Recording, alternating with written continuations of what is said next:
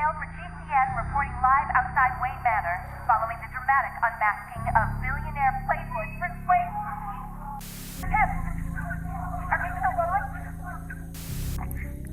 We just saw Bruce Wayne, now known to be the masked vigilante Batman, enter his home, refusing to...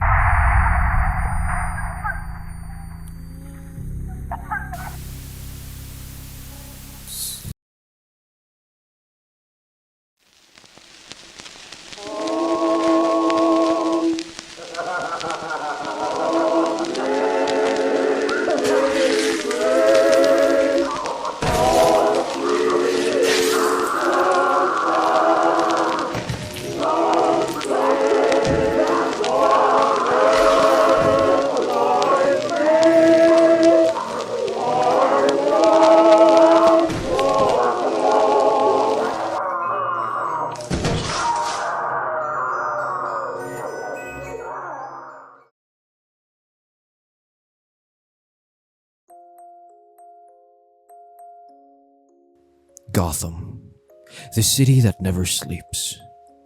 Gotham City has been categorized as one of the biggest and most iconic cities in the DC universe. The city is home to a wide variety of mob bosses, psychopaths, and monsters. But amidst the mayhem lies a creature keeping these villains in check.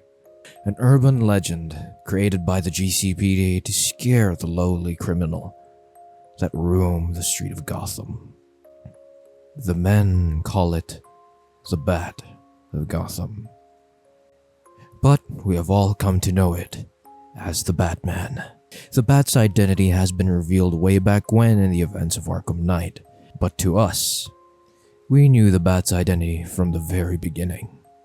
With a well-known Bat family backing him, the Batman has been a well-known figure in Gotham's history, and will continue to be for the foreseeable future. But what if I told you that out there, in the vast, infinite Earths in the multiverse, there is a version of the Bat that does not have the same moral compass that we've come to know? Out there, in the grand calculus of the multiverse, there's a Batman that has no problem taking out the monsters he puts behind bars.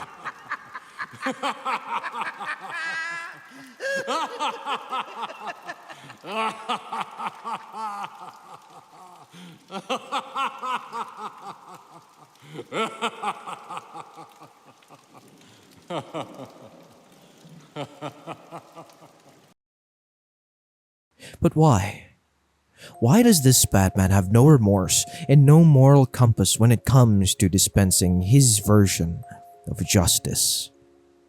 In today's cult meeting, we are going to be discussing the origins of the Bat of Gotham from the Batman analog horror series, analyzing the Arkham Tapes, and figuring out why this Batman is more lethal, and what drove him to become the Bat of Gotham.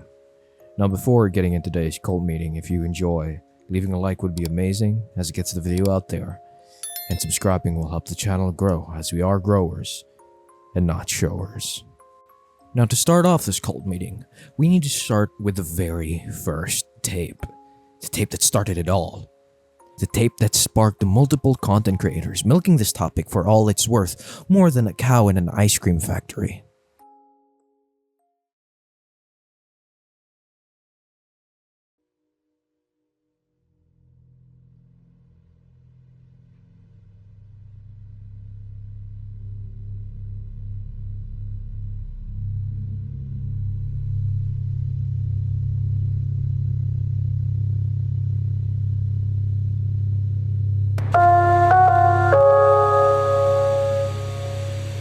Attention, all staff at this time, just follow all lockdown procedures. There has been a disturbance in the roof of the building. The GCPD Gotham City Police Department and Arkham Security has been called to assess the situation. Follow all procedures for the following patients. Patient number 83357 alias Waylon Jones Killer Croc. Patient number 97567 alias Kirk Langstrom the Man Bat. Patient number 72679 alias Dr. Pamela Lillian Isley, Poison Ivy. Patient 0, alias John Doe, the Joker. This alert will keep playing until the situation has been resolved.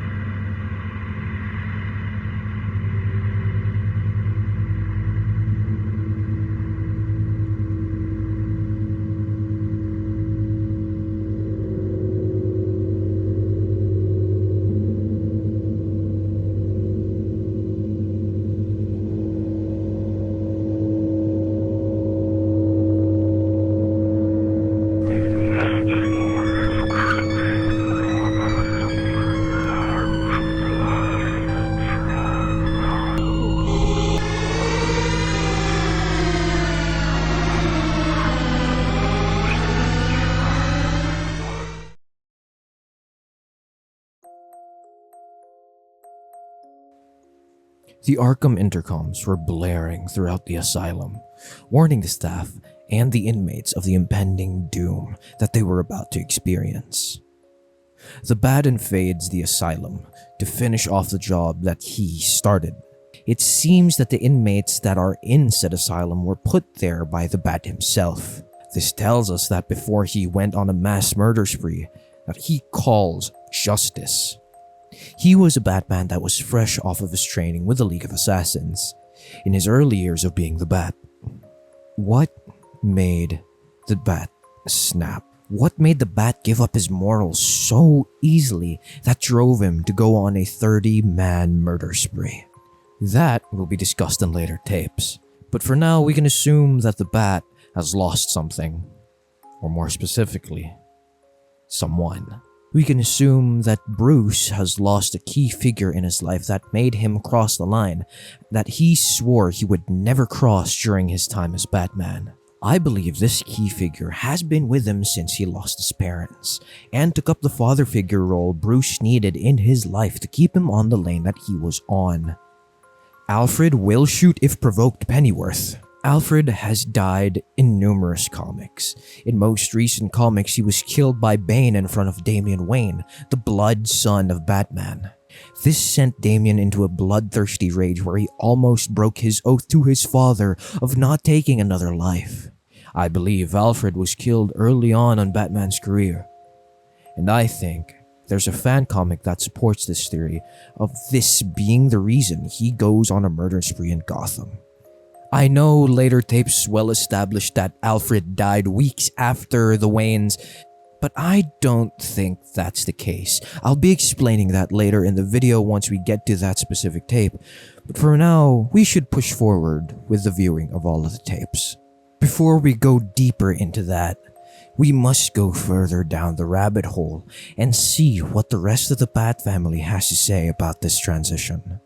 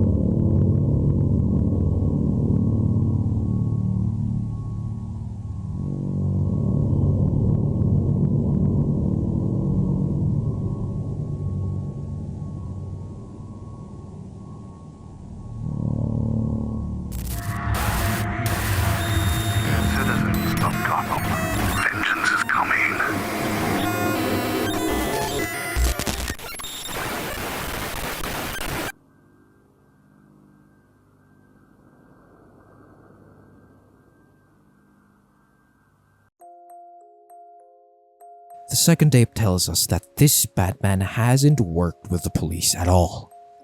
Jim Gordon seems to be on the case in solving who the Batman really is. If we go by this, that means Bruce lost Alfred before he could get the opportunity to work with Jim. It was also mentioned that Ted Kord knew Bruce's whereabouts after his parents were killed. A few weeks later, it was revealed that Ted Industries was burnt to the ground with everyone in it. This takes place after Bruce becomes Batman. At least, I believe it does. Originally, I assumed it to be the League of Assassins making sure that their prized pupil's identity doesn't get revealed to the public. But as I watched the tape back, I realized Jim interviewed Ted during the ongoing investigation of the Bat's identity. Once he put the pieces together and came up with the hypothesis that Bruce being the Batman was in fact the case, we get cut off by what seems to be a corrupt file. It's impossible for Bruce to have access to Brother Eye at this point in time because we are going by the assumption that he is in the very early years of being Batman. And the time period these events take place in these analog tapes are between the 1950s to early 1970s, meaning the technology is not advanced enough for Brother Eye, or at least Bruce isn't that smart yet. We are going to be diving into what seems to be a supernatural occurrence later in the video, but for now we must tackle the topic of the Bat family. If Bruce is in the early years of his crusade, we can assume that the Robins do not exist in this universe. But what happens to the orphans that he takes under his wing? Do they play out differently? Do they get indoctrinated to his crusade for justice? The following tape explains what happens to all of the Robins we've come to love. Embrace yourselves, because some of you might find it very disturbing.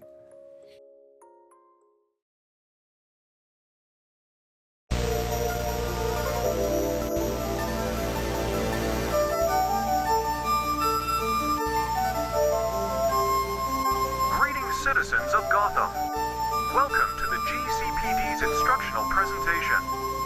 The topic of today's presentation is on what to do if a loved one is missing. Losing a loved one is a troubling experience. Here are steps to take to ensure this doesn't happen. Step 1. Keep an eye on them at all times, especially children, so that they don't get away and you lose them forever. You don't want that to happen, do you? Step 2. Lock all your doors and windows so they don't go out. Don't let them make contact with the Bat under any circumstance. It will harm you.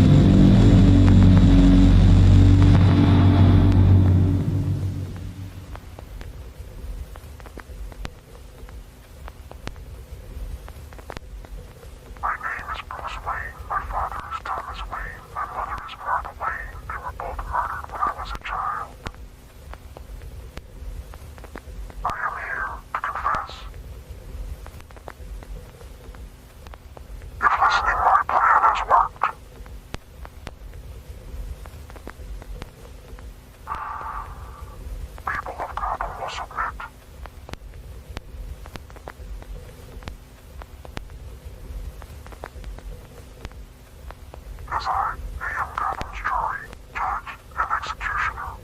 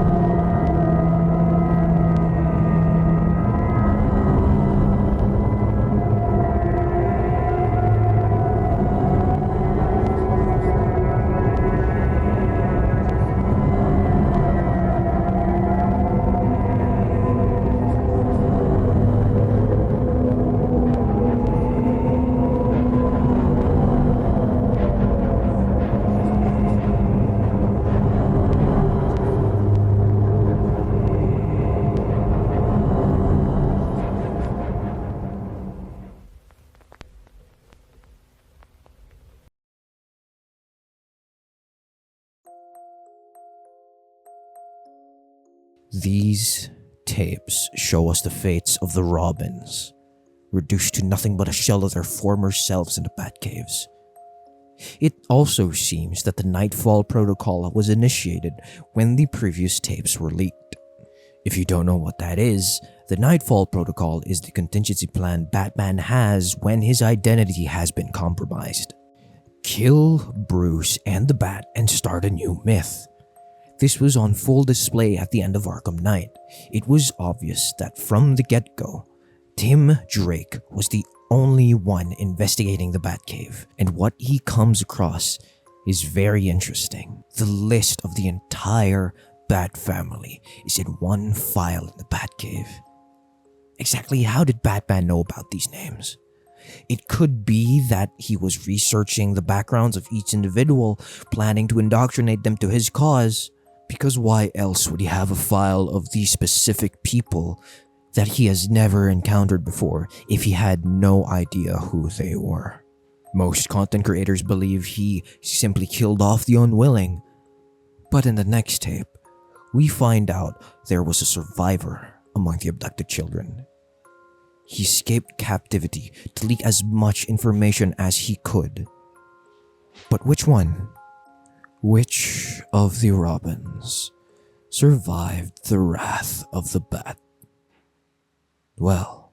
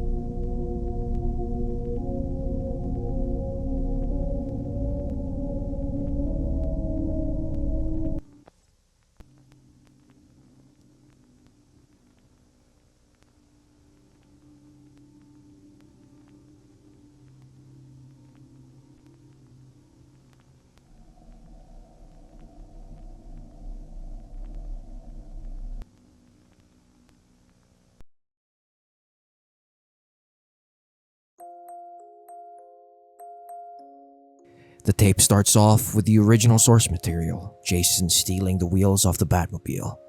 But instead of talking to him or just running off, he gets kidnapped and dragged back to the Batcave. There, we find out the way he conducts the indoctrination process. The Bat doesn't train the children he takes. He simply uses a modified version of Bane's venom to convert them into his Robins. Since it was mentioned, I believe this venom is a mixture of Scarecrow's fear toxin and what I believe is a DNA of a fallen Starro. A far out theory, I know, but I believe instead of turning the Robins into roided up and twisted versions of themselves, I believe this Batman got his hands on a sample of a Starro's DNA, or maybe another mutant that has the ability to control minds. Because that's what he needs to do. Control the minds of the Robins to do his bidding. He doesn't brainwash them. Well, not fully. He takes a foothold on their minds and forces them to believe what he believes in. The tape also confirms the death of Alfred Pennyworth. It is stated that he died a few weeks after his parents did, meaning Bruce was all alone growing up. No one to guide him on the right path, and no one to show him the ropes of being a good man and being an actual hero.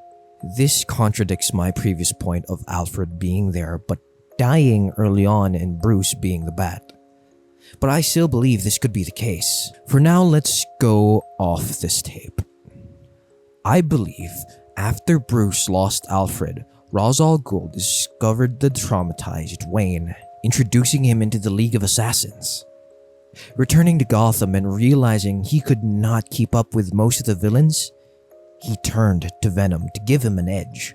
I think this Batman was so reliant on Venom, he didn't eat, he didn't drink, nor did he sleep, consistently patrolling Gotham, which led to his malnourished appearance and still maintaining his agility and strength.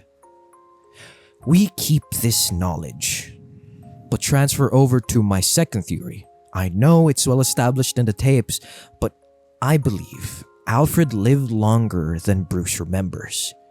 I think Alfred was still there helping the Bat in his crusade, up until he got murdered in cold blood by the Joker. In other tapes, the Joker is the only survivor in the Arkham Massacre. This tells us that the Batman doesn't want the Joker dead yet. He may have plans for the clown for what he did to Alfred. We can take it with a grain of salt, but I believe that this Batman broke when he saw his father figure murdered in front of him and gaslit himself to believe that Alfred died after his parents. That seems much more fitting of this Bat, but with Gotham's protector, a twisted version of what we know. What happens to the city? Who will stop this creature from terrorizing Gotham in its twisted sense of justice? What can stop something that is virtually unstoppable?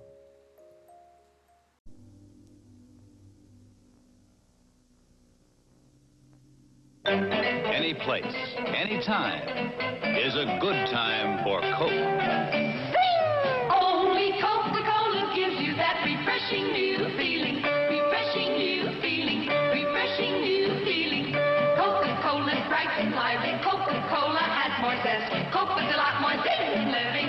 Refreshing zest. Only Coca-Cola gives you that refreshing new feeling. Refreshing new feeling. Refreshing new feeling. Coca-Cola gives you that refreshing new feeling. Coca-Cola refreshes best.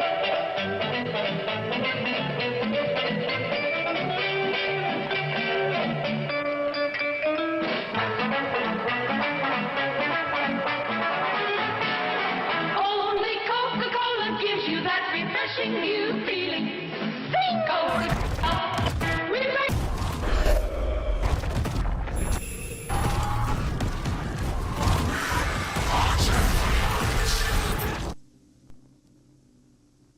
In summary, the Bat of Gotham is a bat without a conscience. Bruce Wayne died when Alfred was murdered. Or if you still believe he died of natural causes, by all means, go ahead. But what can we take away from this cruel reality of what Batman could have become without his voice of reason? Do I believe this Batman is a threat to the multiverse? No, not at all. But if you're a simple man on the streets, even if it's just a really petty crime, you may want to reconsider. You best pray to the God Emperor that the Bat does not catch wind of your scent. Because if he does, may the Emperor protect you.